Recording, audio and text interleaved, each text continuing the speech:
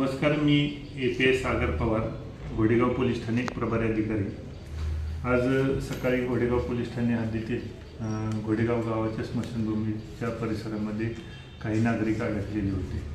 तर त्याबाबत एक सकाळी आम्हाला 8:30 वाजताच्या दरम्यान सोमनाथ मुकणे नावाचे एक इसम आला आणि सांगितले की साहेब आमची लोकांनी आम्ही अडकलो होतो।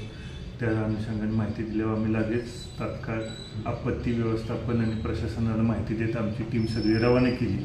मी स्वतः त्याबरोबर माझ्यासोबत माझे सहकारी महेश पवार आणि इतर सर्व अंमलदार यांच्यासह आम्ही तिथे गेलो।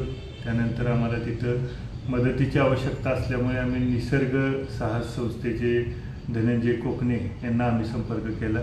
त्यांची टीम आली, त्यांच्यासोबत त्यांनी साहित्य त्यांचं आणलं, बोट आणली, रस्सी वगैरे, आणि त्यांच्या सर्वांच्या मदतीने आणि प्रशासकीय अधिकारीसुद्धा इथं उपस्थित उभं राहिले होते। तहसीलदार नागटिळे साहेब आणि त्यांची पण टीम होती। त्या सगळ्यांच्या मदतीने आम्ही त्या ठिकाणी अडकलेले 3 जणांना यशस्वीपणे बाहेर सुखरूप काढलेलं आहे। ज्या टीमनं आतमध्ये जाऊन काम केलं त्यांनी अत्यंत कौशल्यपूर्ण कामगिरी केलेली होती, कारण ते खूप रिस्की होतं। पाण्याचा प्रवाह मोठ्या प्रमाणात होता। डिंबे धरणातून साधारण 20,000 क्युसेक पाणी सोडलं जाते आणि त्याचबरोबर इतर आजूबाजूच्या गावातील ओढे नाले त्याचंही पाणी एकत्रित होऊन येतं आहे।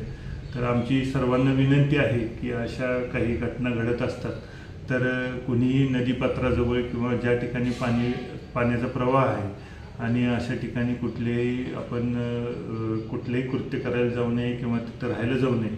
आपल्याला जर तिथं काही धोका असेल तर लगेच प्रशासनाची मदत घेऊन आपण सुरक्षित स्थळी स्थलांतरित व्हावं, अशी सर्वांना माझ्या घोडेगाव पोलीस स्टेशनच्या वतीनं आवाहन आहे।